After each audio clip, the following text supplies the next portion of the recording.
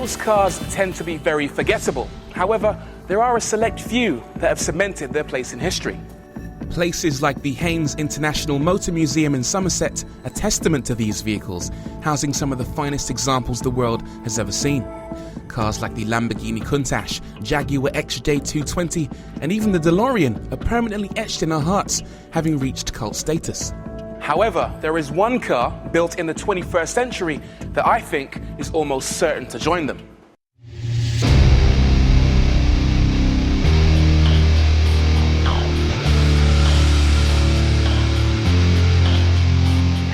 This is the Ferrari 599 GTB Fiorano HGTE, Ferrari's most powerful mass production road car.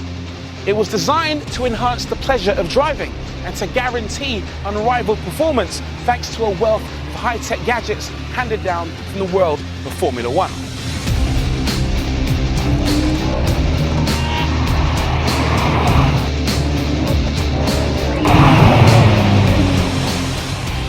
If you're ever lucky enough to be sat behind the wheel of one of these things, then prepare yourself for heart palpitations, tingles running down your spine, and a general sense that you're in a car that represents the pinnacle of automotive engineering. Let me talk you through the elaborate startup process. You insert the key and turn it, wait for the steering wheel to adjust itself to a comfortable predetermined position, wait for the onboard computers to run a quick diagnostic on the engine, press the brake pedal, pull back on both paddle shifters to engage neutral, then press the start button. But before you do that, make sure you've got this wireless security key card, because without this, the Ferrari will report itself stolen to the police. Once you've got everything in place, press and hold the engine start button and unleash 620 angry horses from their slumber. It's a sequence that will become second nature within minutes, but it's so beautifully elaborate and the rewards are so high that you'll want to bore your grandkids about this ritual for years to come. There's plenty more tech to get to grips with before you even think about setting off. Take, for example, the instrument cluster. There's a big rev counter front and center, but you never have to actually look at it because there's a set of gear change indicator lights living on top of the steering wheel, just like they do on an F1 car. These flash red, letting you know exactly when it's time to shift up. Interestingly, even though this is a 205-mile-an-hour supercar, Ferrari doesn't seem all that bothered about telling you how fast you're going, maybe in case it scares you.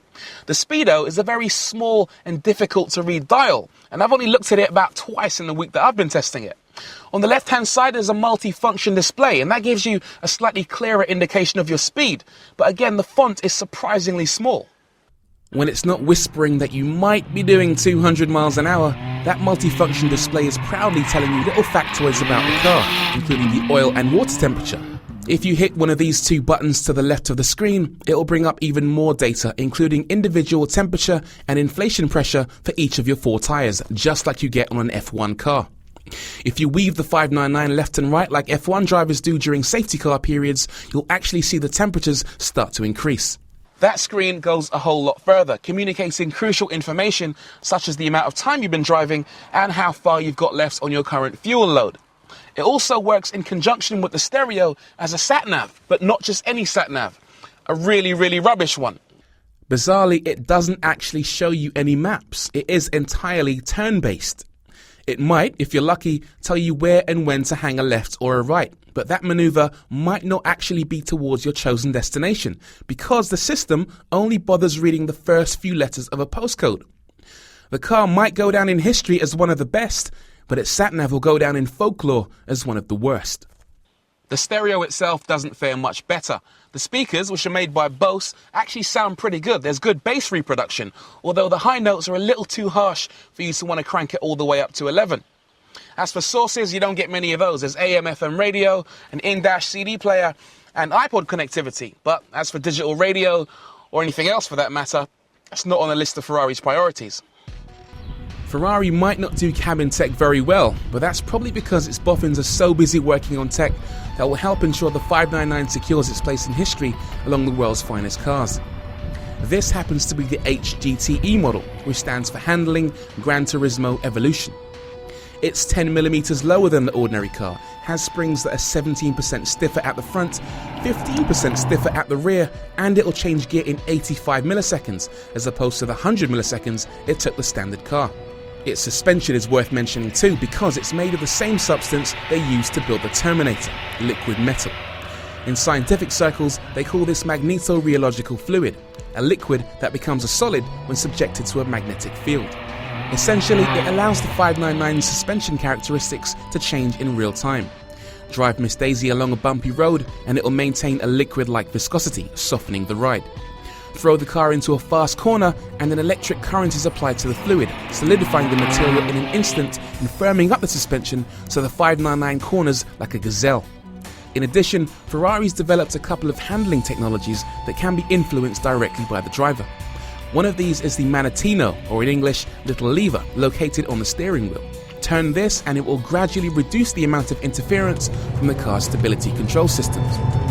Go too fast through a corner in normal mode and it will apply the brakes, preventing a spin.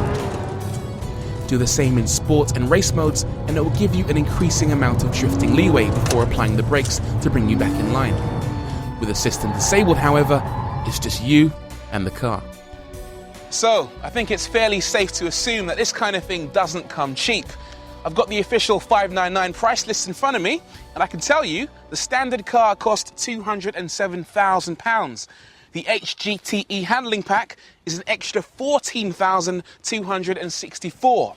If you want something like the F1 shifting paddles, that'll cost you £3,596. The Bose Hi-Fi, £2,025. iPod installation, £505. All in all, the options of this car can rack up £100,000, pushing the total price of the car up to a whopping $307,000. If you want one, you better get your checkbook out. So the million-dollar question, what's it like to drive? Well, it's surprisingly easy. When you're around town doing low speeds, the car's really composed. It's like you're driving a Mondeo. Nothing really phases it. At high speeds on a motorway, you can tell the 599 was originally designed as a Grand Tourer. It just cruises along so naturally. I'm doing 2,500 revs now, 75 miles an hour. It's so easy. I can feel as if I could let go of the steering wheel and the car will do everything else for me. Another interesting observation I've made is the way people treat you when you drive the car. I half expected everyone to think, who's that flash git in a Ferrari? What a git. But the response I've got is entirely the opposite. Everybody wants a piece of it. They're really friendly. They want to come up to you and find out more about the car. Women want to blow you kisses, true story. Men want to shake your hand. Children run along the street with their camera phones taking pictures. There's a real kind of community spirit every time this thing rolls through. Everyone gets together and wants to know more about it. In a sense, if you buy this car, you're not buying it for yourself. You're buying it for everyone around you. Many boys and girls, young and old, will have flicked through the pages of car magazines and wandered in gleeful astonishment through the giant halls of motoring museums like the Haynes, basking in the inspirational glow of some of the world's most iconic supercars. I know because I'm one of them. However, having driven the Ferrari 599 HGTE, I have no doubt whatsoever that this car belongs on a pedestal alongside its most esteemed peers. Yes, I could cherry-pick any one of its features, the low purposeful silhouette, the bark of its enormous V12 engine, and its ludicrous sat-nav as evidence of its greatness. But this is a car that's far greater than the sum of its parts. It's beautiful, it's quirky, it's inspirational, it's much more than a car. It is, in my mind, a future classic.